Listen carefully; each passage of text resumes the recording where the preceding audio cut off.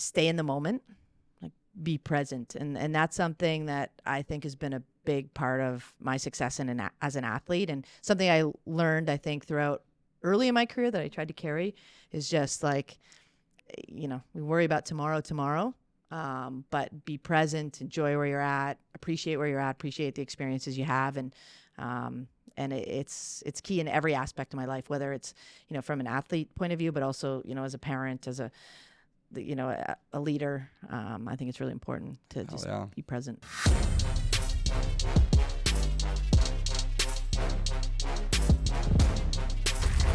Interview prep, baby.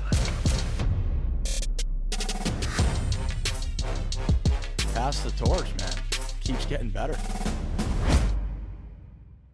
Cool. Well, today, Jayna Hefford, thank you for coming by on such a busy weekend here in DC at the PWHPA event, but thanks for stopping by the set. Yeah, excited to chat with you. Yeah, so we're going to talk about your journey in hockey from childhood to Team Canada to what you're doing now with the league, but we'll throw it back to the very beginning.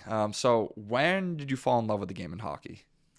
I think I've loved it for as long as I can remember. I have an older brother who played. My parents were pretty involved. We had a backyard rink growing up, and Hockey Night in Canada was a tradition in our house. And so for as long as I can remember, I loved the game, loved watching, loved playing. You grew up in Ontario? I did, in Kingston, Ontario. It's right in the middle of sort of Toronto and Montreal, for those maybe not too familiar, but big hockey town, but a smaller community comparatively to the big cities. I use this line way too often on this podcast when I interview hockey players, but I like to say that the Canadians, they could always skate before they could walk. Was that true for you?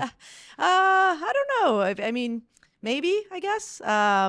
Like I said, we had a little backyard rink that we used to play around on, and but yeah, as long as I can remember, I wanted to play the game. And was it always just hockey for you? Did you play other sports growing up? I played like tons of sports, which, I think is so important. And I remember as a young girl wanting to play summer hockey because that was the thing. You go to summer hockey tournaments, but my parents wouldn't let me. And, not liking it at the time, but, I played soccer and baseball, and then in school, basketball and volleyball. And I think that's a huge part of athlete development, and that you can learn so much from other sports. We've obviously been around the female game a little bit with TorchPro and working with the Keller and Kess show and those great athletes. And so, but they talk a lot of the times about playing boys hockey growing up. Did you have to do that as well? I played boys hockey for about 3 years, which actually is surprisingly low for, my age or generation, I guess, of player. But I was really fortunate that we had a group of girls in Kingston, sort of around my age, I guess. I started playing when I was 10 with the girls, and I was playing with girls up to 14. But then we had this group of girls that were super committed, were really good. One season we played 80 games as 12-year-olds. Wow. But these girls were all they loved it, and it was just a big part of what we did. We played boys teams all in the area because there was no other girls teams to play, and then we would play girls teams in tournaments. And a lot of those women also went on to play college hockey, and so just really lucky with sort of that group that was so committed to what we were trying to do. Yeah, super interesting. And I guess growing up and being that young kid, who was your role model growing up? Who did you want to aspire to be? Well, I grew up a big Wayne Gretzky fan, as probably most kids in the 80s. So I idolized him, and really, obviously on the ice, but also really looked up to him as how he represented the game and himself, and, how humble he was. And so those were all things that I looked up to. Yeah, it's interesting, and we'll get into this a little bit later on, but a lot of the female athletes that we've interviewed have mentioned their role models were NHL players. Do you hope that one day these girls that are growing up, and say in 20 years when I sit down with the star of the professional women's game, they could say my role model growing up was a Megan Keller and Amanda Kessel? Is that the kind of goal that you want to have? Yeah, I mean, I think that would be amazing, and there's no doubt in my mind that will be the case. I think, and I see in my own kids now that they figure out things pretty young, that what's realistic and what's not. And, I have a 10-year-old daughter who's, very aware that she doesn't see a lot of female athletes on TV and that sort of stuff. So it's certainly changing. And, I grew up thinking I'd play in the NHL one day and dreaming of winning a Stanley Cup and that sort of stuff. And it wasn't until I saw the national team at the first World Championships in 1990 on TV that I even knew it existed. And that was the moment that I was like, oh, it was like a light bulb went off. That's what I could do. Because I realized it was really unlikely that I could do the other thing I dreamed of. Yeah, for sure. And so talking about that national team, right? And to say you had one of the greatest hockey careers of all time would be an understatement. And the word GOAT gets thrown around a lot, but you're in that conversation. So for those that don't know, you played in 5 Olympics. You won 4 gold medals and a silver with Team Canada. And I guess, when did you realize that you were going to be a special athlete, especially in hockey? I think at a young age, like, I recognized that my path wasn't normal. Obviously, like, being a girl playing hockey, loving hockey, being good from a young age. But every step along the way, you don't know where you're going to fit in, right? So that first World Championships, the first time I made Team Canada, and go into a dressing room with Cassie Campbell and Vicky Sonahara and France St. Louis and these people that I remember watching in 1990. It's like, whoa, like, let's see how this goes. And then I think as you find success at each level, but at the end of the day, like, I've always imagined myself just being a hockey player. So, I don't know if I imagined I'd have the career I ever did. I don't think I could have at that time, but I always knew hockey is what I wanted to do. Right. And so I think your first Olympic team was in 98, right? Mm-hmm. So was that one of your most proud moments of your career when you kind of made that first Olympic team and you walked through that opening ceremony?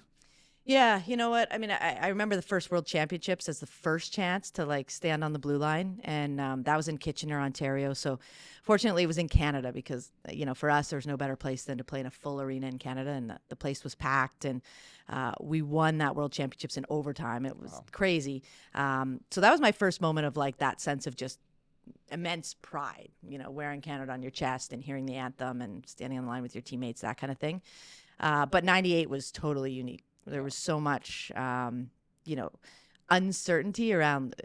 Nobody knew what to expect, right? Whether I was 19 at the time when we started that year, and then we had 40-year-old veterans, but we were all sort of rookies because, like, what is the Olympics and how intense is it going to be, and the pressures that come along with it, and the idea of being professional athletes and full-time athletes and moving to Calgary and training together, all that was new to everybody. So, but walking into the stadium, It's got to be special. That's incredible. Yeah. Yeah. I mean, that's the moment where you realize, like, you're an Olympian. Yeah. No, that never goes away. Doesn't matter what happens from that day forward. You've made it. You represent your country on a bigger scale than just as a hockey player. Yep.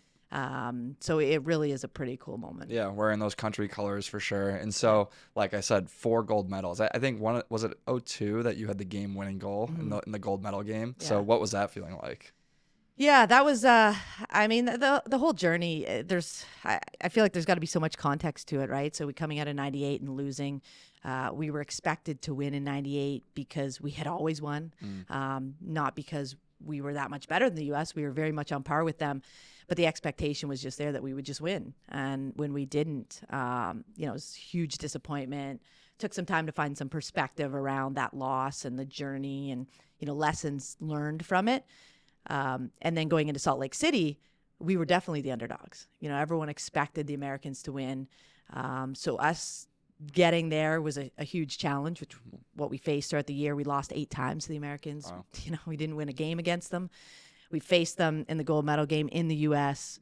The officiating was fairly questionable that game. Really? We had 13 penalties, 8 in a row in a gold medal game. But we come out with a 3-2 win. And it was a complete sort of Cinderella underdog story. That was pretty special. And that kicked off another 3 more gold medals, which is just absolutely, I can't even fathom it. Do you have a favorite medal from one of the years? The medal itself or the win? The win. The win. It's honestly, it's pretty hard to pick one, but Salt Lake was huge because it was the first. And coming home from Salt Lake City, the men's team had won. They hadn't won in 50 years. And Canada, I felt like, was just this renewed sense of pride in hockey, which we always have, but it was different. And I can't even, express how many people said they'd never watched a women's hockey game before until that game. So that game, I think, really changed our sport in Canada, certainly. So that's a big one. And then again, being sort of the underdogs and the sort of the rivalry, right? The revenge factor of losing in 98, that was huge. But having the chance to compete in Canada in 2010, most athletes don't get that opportunity to compete in home games, and that was incredible. And then, of course, my last one, which the last one's pretty special too, in Sochi. And again, a pretty thrilling game if you're a Canadian, and being down 2 goals, 4 minutes to go, making that comeback, winning in overtime for the first time, a gold medal Yep. gets awarded in overtime. So each journey is so unique with the people you do it with and the challenges. And we've been in the situations where we're expected to win, when we're not expected to win, when no one knows what to expect. And so each one's just a little bit different, but they're all special. Yeah, well, no, congrats on just an unbelievable career. Thank you. So you talked a little bit about the U.S.-Canada rivalry. And so I'm a new hockey fan. I'm starting to love the sport. And from the women's side of the game, I can really see how real that Canada-U.S. rivalry is. And from a player's standpoint, how real is it?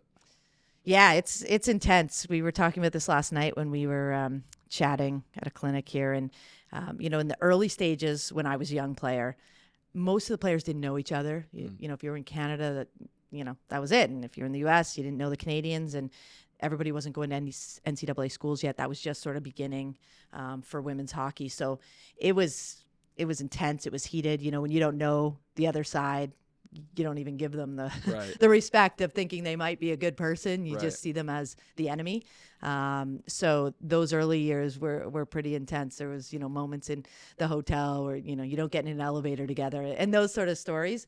But as the games evolved, and I think especially with U.S. college and all the top players sort of going the NCAA route, players get to know each other and play alongside one another. And then you sort of respect the ones you know and the ones you don't know.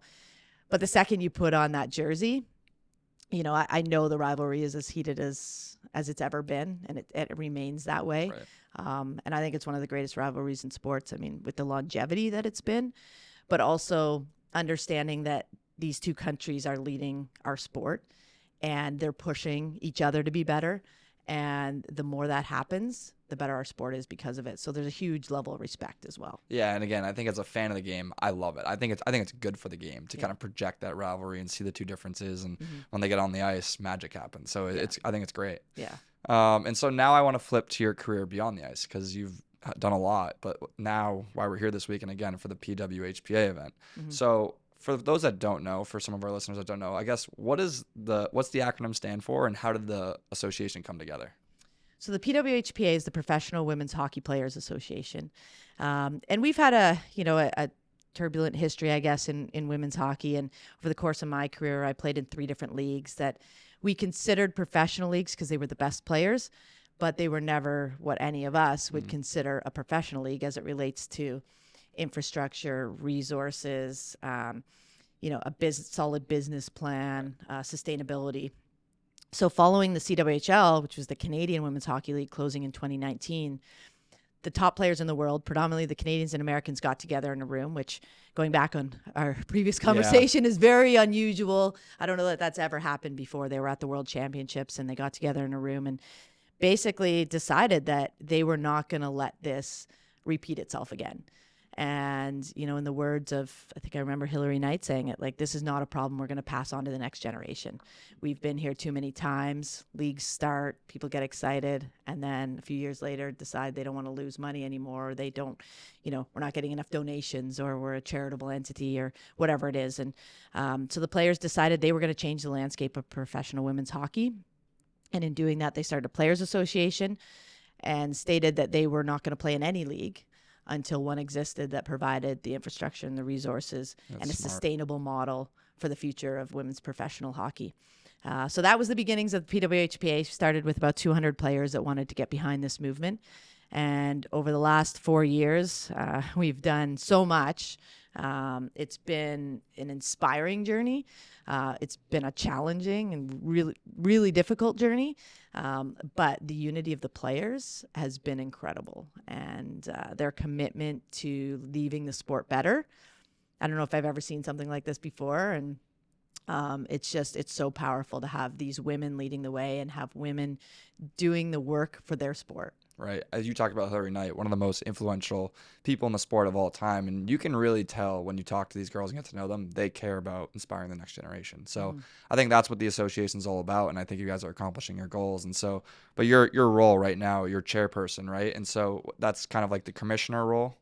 Yeah, I guess so. I mean, we're a small operation here, but when Kendall Coyne gave me a call, it was, I think, in the summer of 2019. They had just formed the association, and they had a few months and trying to figure out what was next and how they were going to operate this. And Kendall and Alana Kloss called me and asked if I would consider leading the day-to-day operations of the PA. And my first question was sort of like, okay, like, is this what the players want? Because I want to help make this better for players. I feel like I still have a player mindset. For sure. And I so deeply care about our sport and trying to get to that point where we have this truly professional league that we've all dreamt about for years and years. And so she said yes. And from that day on, I've taken on this sort of day-to-day leadership position with the PWHPA. We started out with, a collection of players. We had no money and kind of said, okay, well, what are we going to do now? Like, we've got to set up these games so the players can train, but we need to create awareness and visibility for the athletes and create a voice. And, that was under the guidance of Billie Jean King. She said, if you guys want to create real change, you've got to create a united voice and you got to stick together. And that's what we've done along the way. And we started that first year with no real teams. Everybody had a navy and a white jersey, and we'd go to different places and we'd play some games and split the players Like up. a tour-based model. Yeah. And then now, 4 years later, we've done so much over the course of 4 years, but now we have these 4 teams that are corporately sponsored. We've got incredible partners.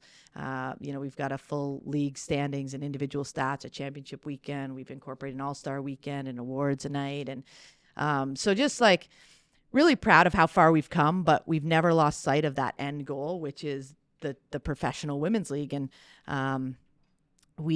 I think early on, we're sort of hoping that maybe someone else would step up and take a leadership role in building it.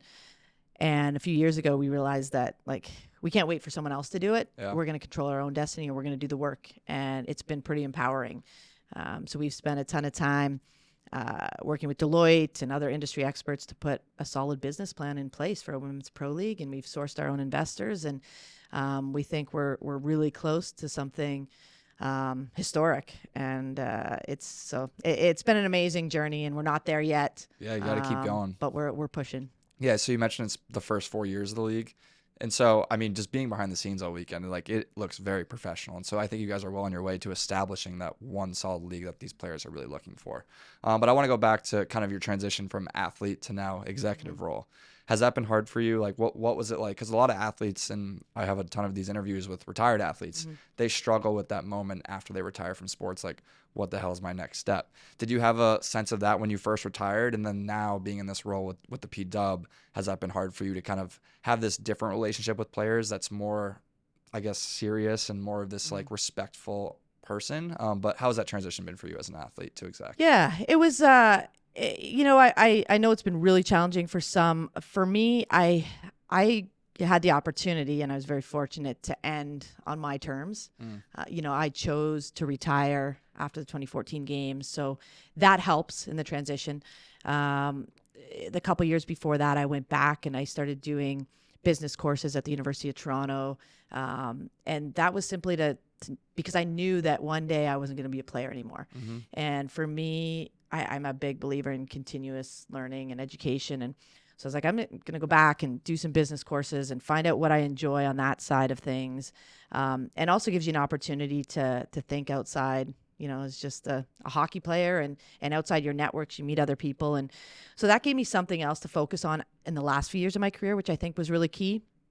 And then after I retired, I now have 3 young kids, so had some kids. So that takes your kind of mind off of everything else. And that's the priority.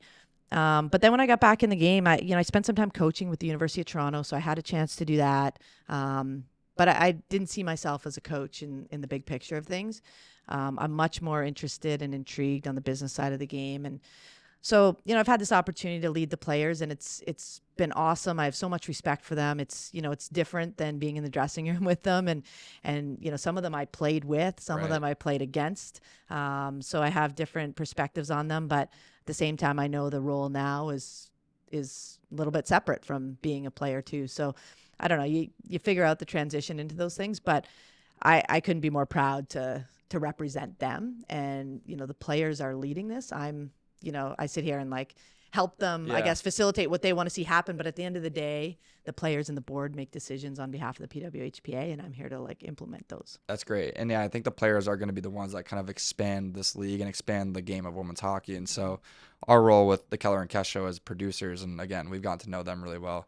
They just handle themselves like so well, so professionally, and they're so inspirational. So we're excited to like show that side of them to then help push forward the game and inspire the next generation. But I guess for you, how important do you think it is for girls to have this kind of voice on social media, to show their personalities, to be more influential? Is that really important to push this league forward? It's so important. I mean, we have, I believe, some of the best people, in our association here. They're incredible athletes, but put that aside, they're great people. They're smart. They speak well. They have great personalities. They represent our game so well. And whether it's Keller and Kess, we have the Cax and Doxy podcast. Yes. We try to do a lot of behind the scenes and check out the players' personalities. And we have great people. And I think that's part of the reason that we can, stick together in this journey, because people respect each other. People have the right motivations, which is really about the sport. It's growing the sport. It's about the future, setting it up for future success. And but I wish everybody could get to know all our players, because they're incredible. They really are. And so for you, there'll be a lot of young female fans in the stands today that are looking up to these girls, like we said, and maybe their favorite player will be some of these girls. But how has the game evolved from when you were a kid to today here in 2023 in terms of just overall talent, media coverage, things like that? How has the game of women's hockey evolved? Well, it's obviously night and day. I mean, I feel like every 4 years, every Olympic cycle, you see a massive change in the game. It's just so fast. These women are so skilled. They're so strong and fit. And that just continues to grow. And now we enter into a generation where some of these young players grew up way differently, that I did. Skills coaches and, all this different stuff and a lot of different opportunities to get better. But it's fun to see. It's fun to see how good these players are. And I just can't wait till they're in a situation in a professional league where they can go to the rink every day and work with some of the best in the world. Because right now, many of them are doing this on their own, and they're this good. Right. Some have 2 jobs too, doing tech sales, things like that. So when they can actually focus 100% on being a hockey player and have the support around them to help develop them, the game is only going to grow even more. Right. So my last question on the PW before diving into some rapid fire, where do you want the league to be in 10, 15 years? I mean, I want there to be a pro league where, buildings are full, people are buying merchandise, we're consistently on television. Everybody knows every Tuesday night is women's hockey night, whatever the case may be. And just for these women, I want, all their efforts to come to fruition, because they deserve it. Yeah, keep going. There's been a ton of progress, and I like to see it as a fan. Yeah. And so some rapid fire can be one word, one phrase, take as long as you want. But you answered this question earlier, so I think I know the answer. Who's your favorite athlete growing up as a kid? Wayne Gretzky. Who's your favorite athlete to watch in current day sports? Probably Marie-Philippe Poulin. Yeah, she's great. Who's your favorite music artist? I would say the Tragically Hip. Okay. Grew up in Kingston. I was going to say, I don't know. Well, they're a Canadian band, but yeah. I'll have to check them Tragically out. Hip, yes. What is your biggest fear? Probably, something happened to my kids. Yep, that's fair. Last one. What's one word that best describes you? Determined. I love it. Well, thank you for the time today. We're going to wrap up with one final question, and we talked a lot about a lot of different lessons that you've learned throughout your career and building this association. But if you had that one lesson that kind of stuck with you that you could pass along to the next generation to help them accomplish their dreams, what would that one lesson be? For me, I think it would be stay in the moment, like be present. And that's something that I think has been a big part of my success as an athlete, and something I learned, I think, throughout early in my career that I tried to carry is just like, we worry about tomorrow, but be present, enjoy where you're at, appreciate where you're at, appreciate the experiences you have. And it's key in every aspect of my life, whether it's, from an athlete point of view, but also, as a parent, as a leader. I think it's really important to just be present. Yeah, awesome. Well, Jayna, thank you so much today for the time. Excited to watch some games, and we'll see you soon. Awesome. Thank you. Thank Appreciate you. it. Hope you guys enjoyed the show. Please subscribe to our YouTube channel if you enjoyed the content. There's plenty more Pass the Torch episodes, along with other podcasts we got going on and video series we do. So subscribe, and we'll see you later.